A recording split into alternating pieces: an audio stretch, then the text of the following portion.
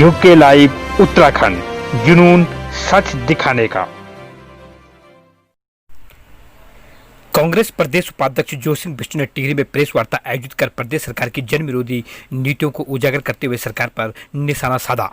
उन्होंने कहा कि प्रदेश में 56,000 से अधिक पद रिक्त पड़े हैं, परंतु सरकार उनको भरने के बजाय अपने चहेतों को बैकडोर से भरने का कार्य कर रही है।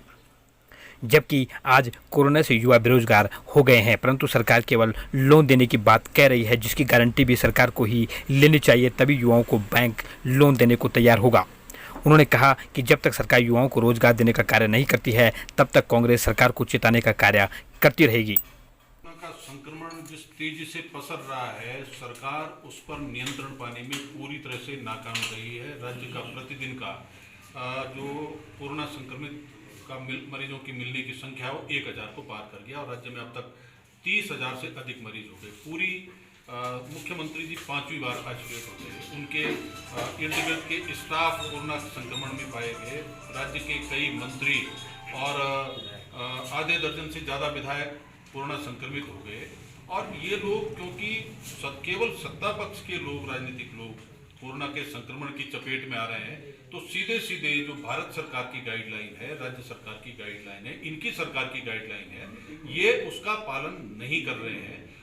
राज्य में जो कोविड नियंत्रण केंद्र बनाए गए, उनमें अव्यवस्था का बोलबाला है। मरीजों के इलाज के लिए जो पैसा आ रहा है, उसका उपयोग इलाज में करने के बजाय और उनकी व्यवस्थाएं ठीक करने के बजाय राज्य में जो उसमें काम करने वाले लोग हैं, सरकार की सरपरस्ती में उस पैसे का घोटाला हो रहा है। मरीज वहां पर पशुओं के बाड़े की तरह रखे जा रहे हैं।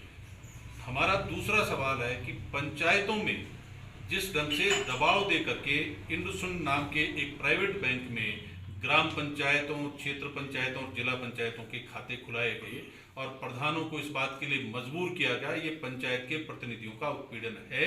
इसमें भी एक बड़े घोटाले की बू आ रही है। राज्य के अंदर जो जिला नियोजन समिति है, जब सारी सरकार गाइडलाइन का उल्लंघन कर रही है, तो जिला नियोजन समिति के चुनाव के लिए बहाना क्यों बना रही है? क्योंकि इस साल जिला नियोजन समिति का गठन न होने के कारण जो जिला योजना का बजट है, उसको इन्होंने अपने पार्टी के कार्यकर्ताओं के माध्यम से उनके प्रस्ताव पर बंटवा करके एक बड़ा भ्रष्टाचार किया है। ये हमारा सरकार पर सीधा आरोप है। हमारी जो तीसरी और महत्वपूर्ण बात है कि राज्य के अंदर जो बेरोजगार हैं, 11 लाख पहले से 13 जिलों में पंजीकृत हैं। उसके अलावा 6 लाख लोग कोरोना के लॉकडाउन के दौरान बाहरी राज्यों से और राज्य के अंदर से बेरोजगार होकर के अपने घरों में बैठे हैं। इनको रोजगार देने के लिए सरकार कोई काम नहीं कर रही है। राज्य में जो 56,000 से ज़्यादा पद सरकारी विभागों में रिक्त हैं, पिछले 4 सालों में इस सरकार ने उनको भरने का कोई काम नहीं किया।